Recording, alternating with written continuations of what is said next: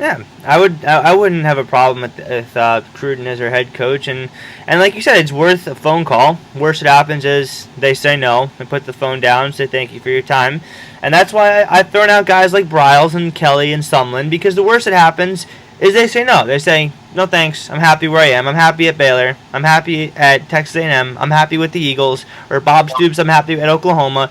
But you have to. Florida is that type of job where you can have a legitimate chance of landing one of those guys with the phone call. You have enough to sell with the state of Florida recruiting, the prestige of winning 3 national titles in the last 20 years, and the ability to play in the SEC. You have enough that there is a legitimate chance that one of them takes the job. Whereas you don't have that luxury at, say, NC State. You don't have that. Or at Kansas. You don't have that luxury there. Florida is the type of job that you can offer one of these big fish, one of these whales, as you put it, Dave, and you can actually think that there is a chance you might get them. So I don't understand why everyone is writing off these big names from the get-go. I realize it's not probable, but it's worth a shot.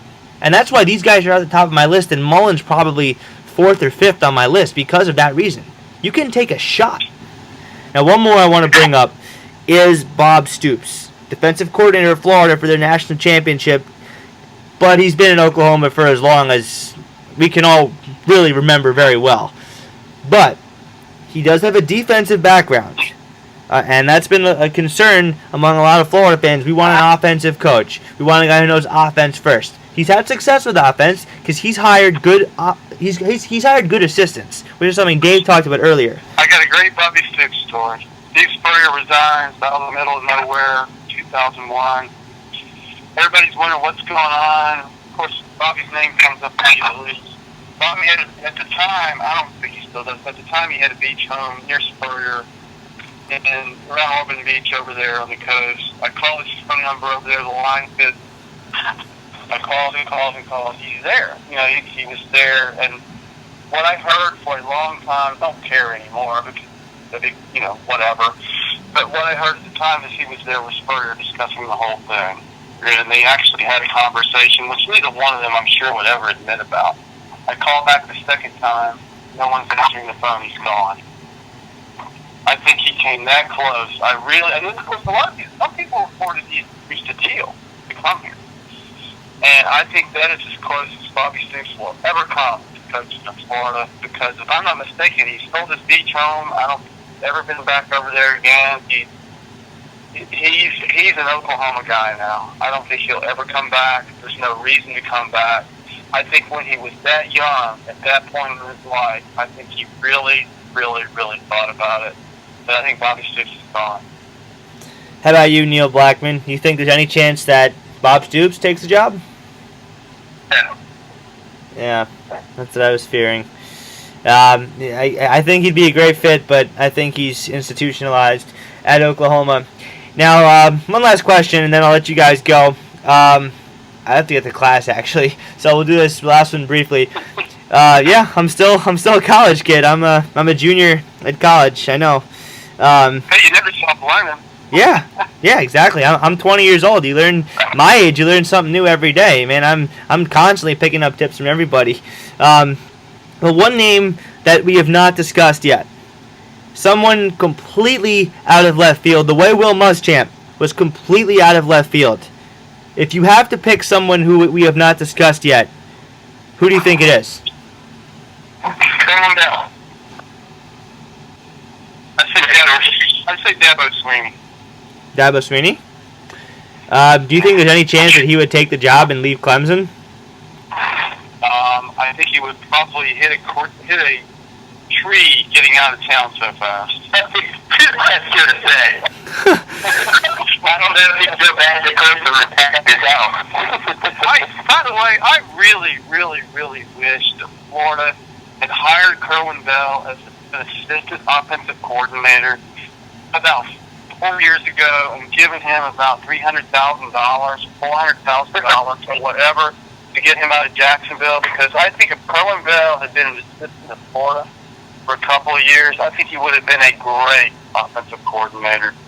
And again, it goes back to coaching and who you're looking for and what you're doing. I'm so old, I covered Kerwin a little bit when he was at Florida. Cohen Bell is Florida, and I'm really sad that he's never found his way back here.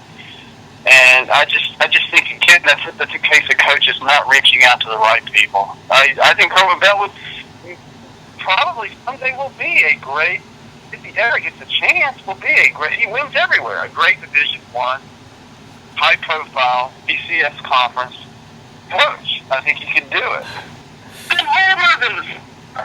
You know, which one? I think it'd be really good if Will Muschamp would win out. I don't disagree with you. I just think it's so unlikely, and we can't bank on that.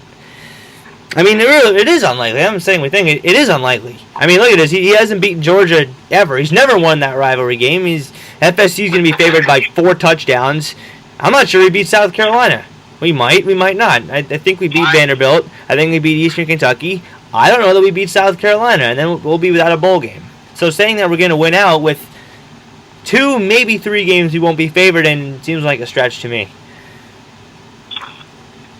It's too much. It's too much to ask for.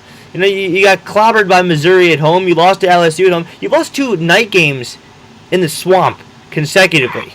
How are we going to go into Doak Campbell Stadium and beat FSU and go into Jacksonville and beat Georgia? The Swamp at night is supposed to be sacred, and you lose 2 games back to back.